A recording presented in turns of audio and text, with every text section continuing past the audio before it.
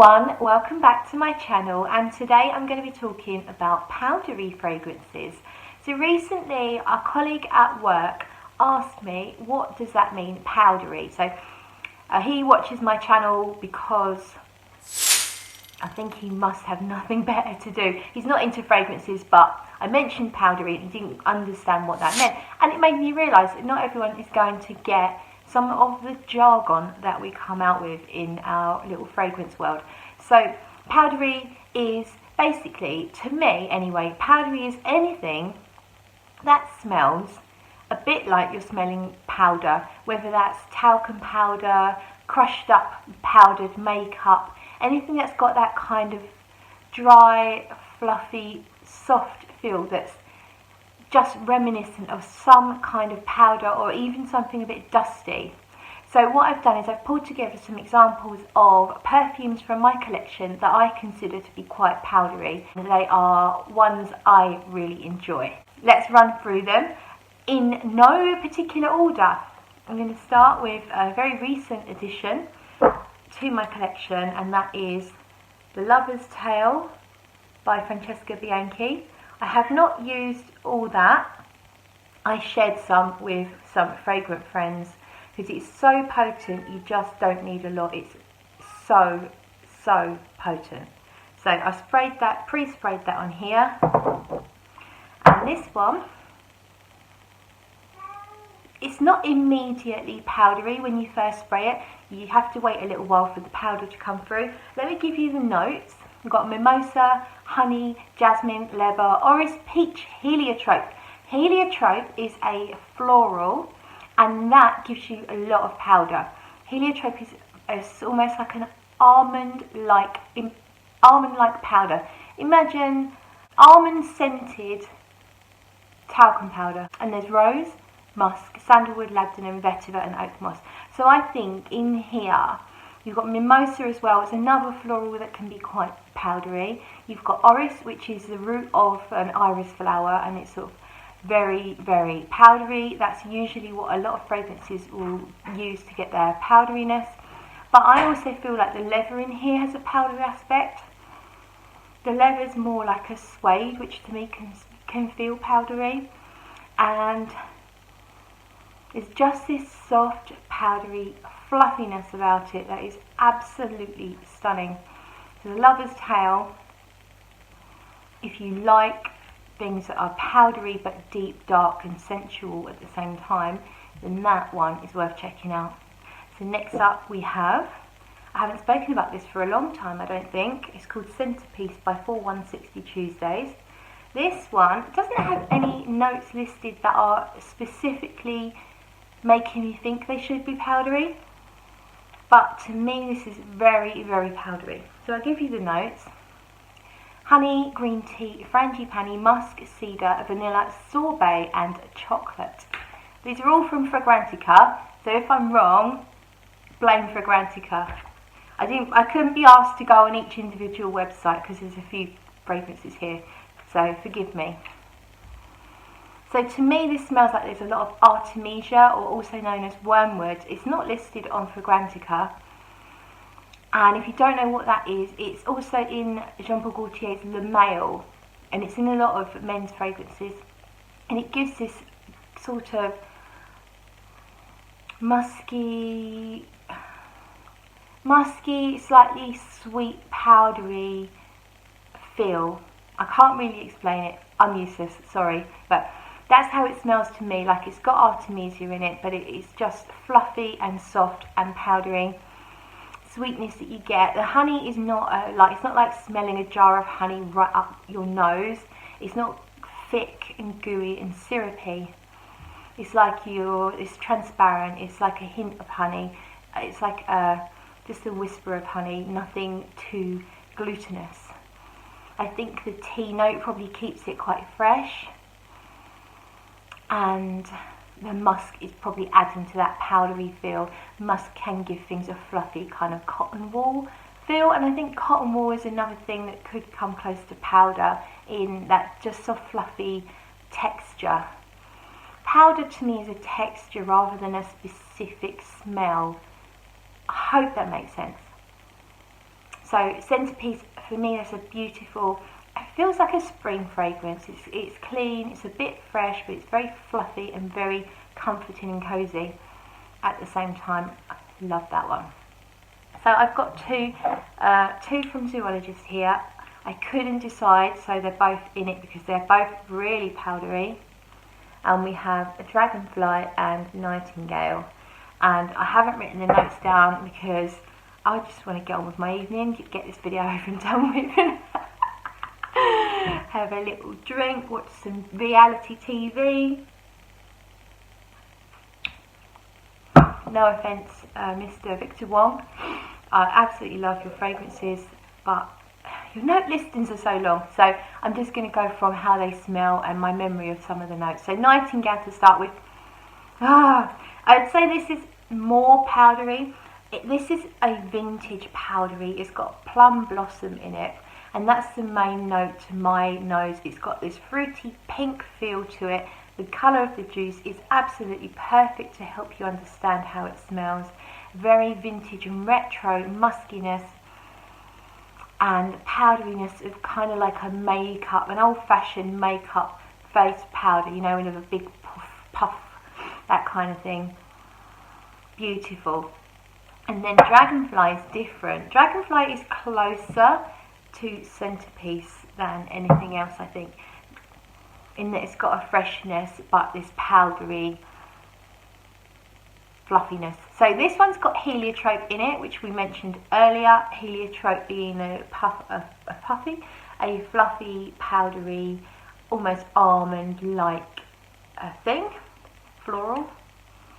But this has got a greenness to it, not a deep dark green, but almost like imagine a watercolour green landscape, like dew on light green grass. Watery. It's watery and fresh, green, slightly sweet, but you have this beautiful heliotrope, very fluffy and soft and powdery at the same time. Another one that would be really great for spring and probably summer too. Itchy face. Now then, what have we got next? That's Dragonfly. Now then, what have we got next? Next, this is beautiful. If you're a vanilla fan, this is on your must-try list. I'm not even joking. Don't take me lightly. You must try this. It's called Aura Sublime and it's by Bianchi Parfums. And the perfumer behind it is Cecile Zarokian. And I think she's someone who makes really beautiful perfumes, especially when it comes to vanillas and resins and spices and that kind of thing. Oh God, this is the perfect vanilla. So I'm going to give you the notes on this one. I have done some homework. This one has bergamot and lemon in the opening, and you smell the bergamot and lemon together. You just get a citrus accord, and you'll smell that when you're wearing it on skin for the first somewhere between half an hour and an hour.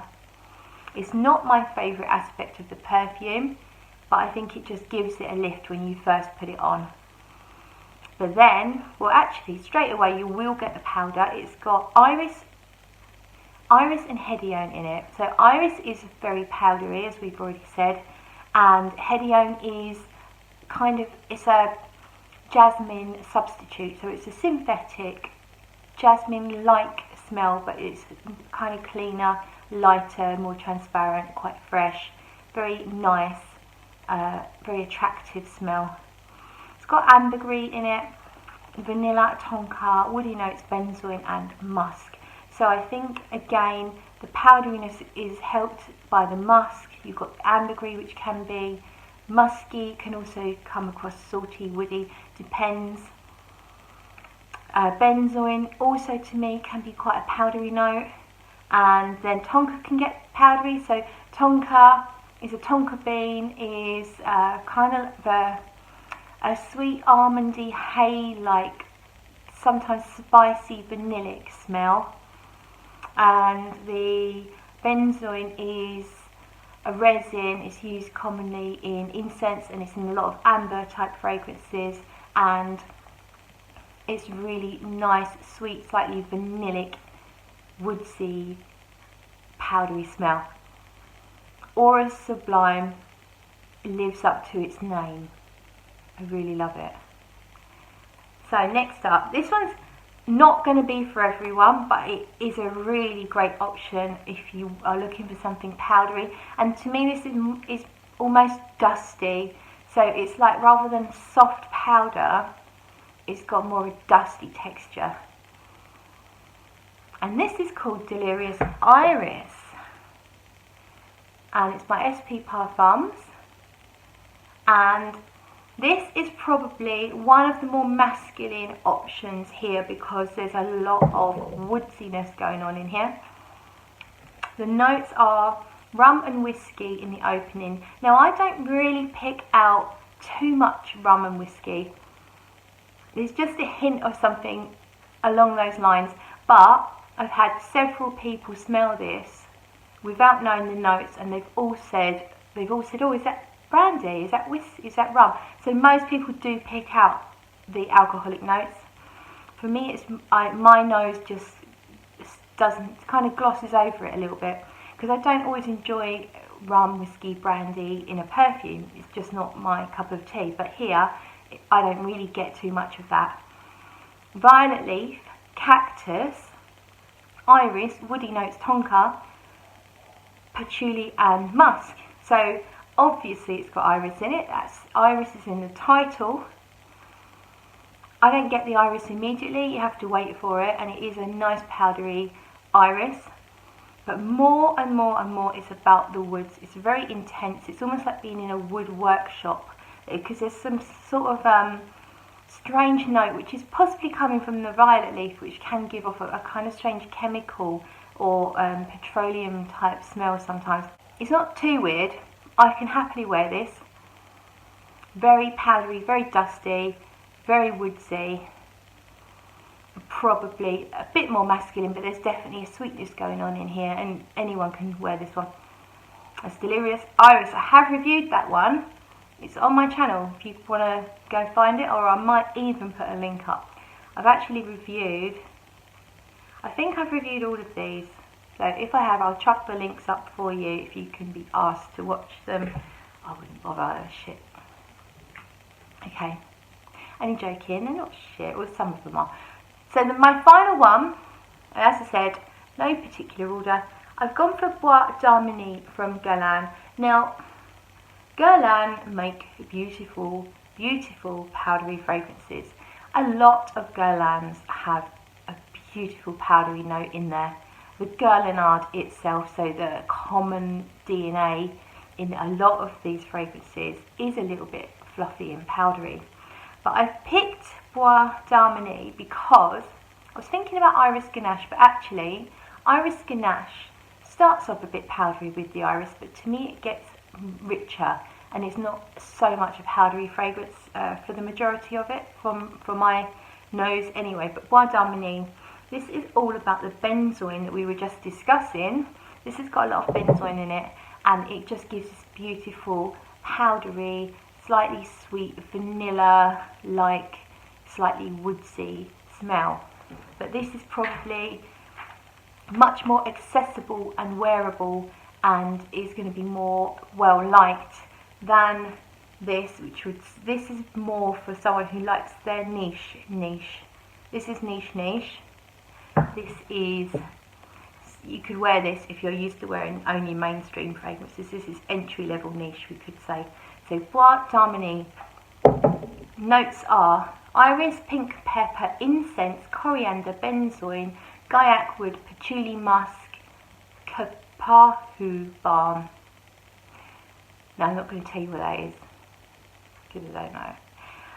But I think the powderiness comes from the iris, of course, the incense, the benzoin, and the musk.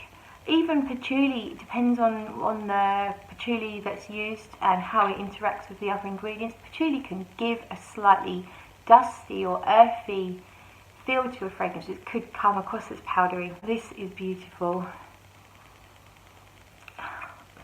smells so good. I really do enjoy benzoin, and this is a really great example of that. A really lovely, perfect powdery scent with lots and lots of vanilla in the dry down, but the most delectable adult vanilla. It doesn't smell like vanilla cupcakes. It doesn't smell like it's appealing to young people or little girls or people that have trouble controlling their calorie intake. It is very much an adult, sophisticated vanilla. It's a vanilla to catch a man with, or a woman, or anyone. I think I'm done. Thank you for watching. I'll see you in the next one.